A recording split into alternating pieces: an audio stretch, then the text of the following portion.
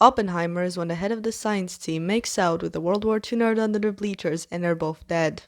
Oppenheimer proves the artistic merit of 50-year-old billionaires, which is something the world needed ever since Neil Gaiman turned 60. Barbie vs. Oppenheimer gives PewDiePie vs. T-Series. Not every choice you make with your eyeballs is a cultural reboot.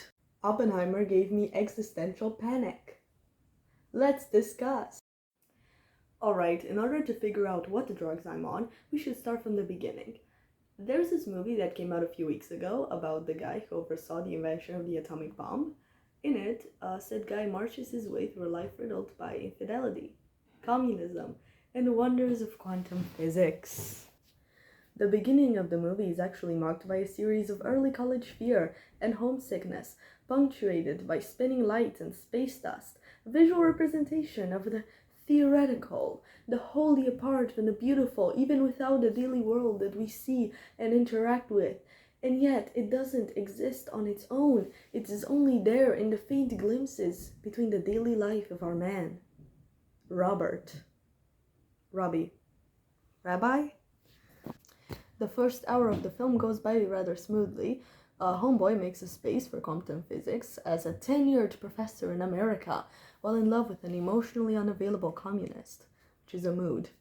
Eventually, he gets married to a different woman and then finds himself in a position to oversee the construction of a bomb he believed would end not just the war he's living in, World War II, but all wars. Yay. Silence. It's not what I expected from the movie, but it greeted me in ways only the sensory heaven and hell of cinema can. We forget what movies really are, a happenstance of moving pictures and sound, until the two refuse to agree. Until a bomb goes off, the shot lingering on raging fire with an almost spiritual determination, as the sound only shows breath. Have you ever been sleep deprived? I don't mean pulling an all-nighter, I mean the kind of psychosis where people's words get to you disorganized and otherworldly and alarms go off in your ears with no physical equivalent, and you can see people speak but hear roomy tiles being shuffled around. That is why humans need sleep. That is the power and the price of being awake. That scene is the culmination of 1,000 sleepless nights in ceaseless war. The sleepless nights of soldiers, families, physicists.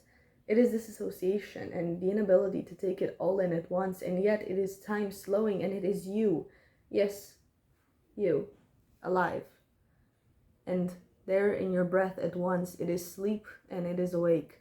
It is whispers and it is screaming. Whispers when there should be noise, noise when there should be whispers, playing with your senses like the nauseating power of memory. Nuclear weapons have turned from a dream to a memory, a horrifying, traumatic, unbearable remnant.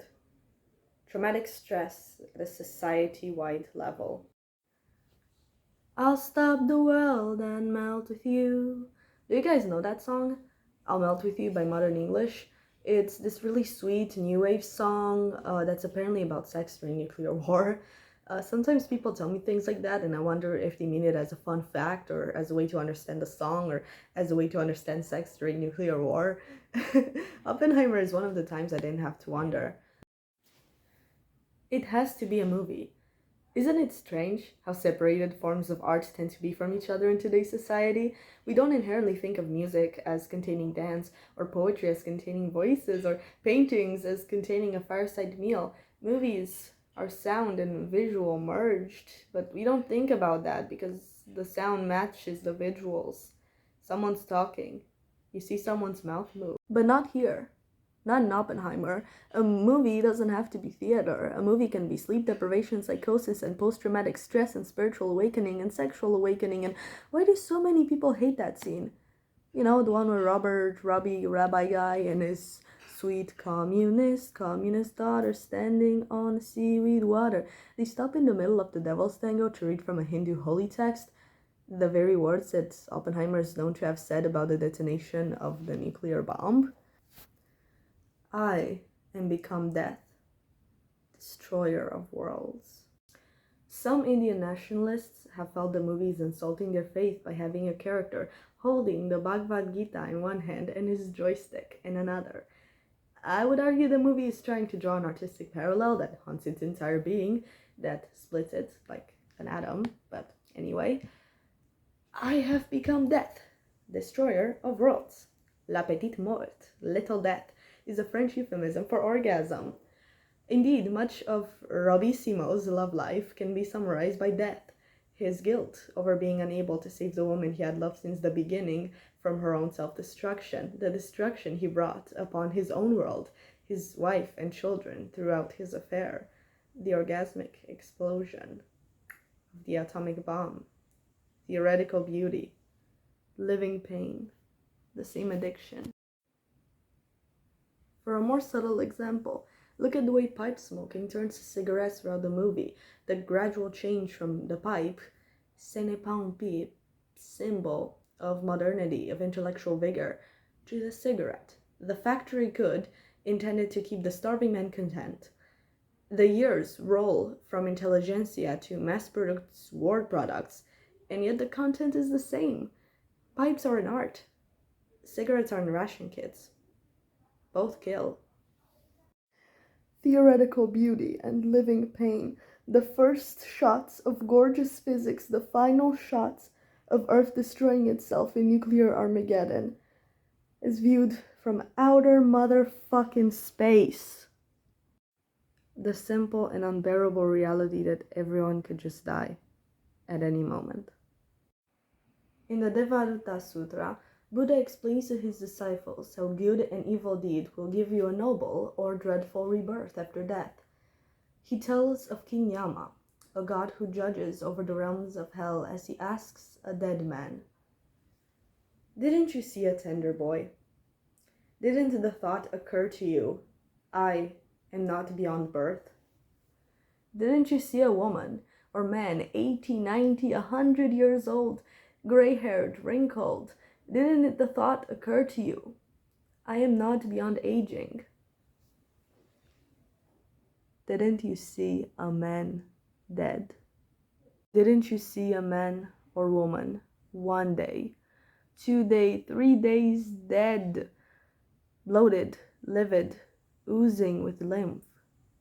I too am subject to death. I am not beyond death. I better do good by speech, body, and mind." On the walk home from this movie, I could not look strangers in the eye because I pictured their ashes. I have so much to say about this film, but I'll say King Yama, in his form as Krishna, is featured in the very text Oppenheimer is reading from. The Buddha himself is often considered by many Hindus to be an avatar of God Vishnu, a face he took in the mortal world. Vishnu, who had become death, destroyer of worlds. Nuclear weapons act as a messenger. You are not beyond death, not beyond birth, aging, illness, torture, death, and therefore your actions have consequences. I think we focused on the world destruction too much to think of the destruction we face already.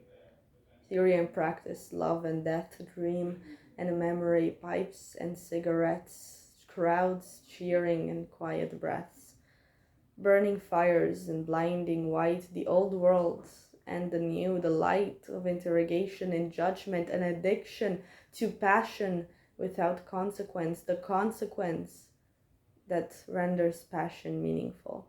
The Devadatta Sutra ends with an escape from all suffering and stress. This video will end with a moment of peace. May you find that peace, that quiet, when the world does not.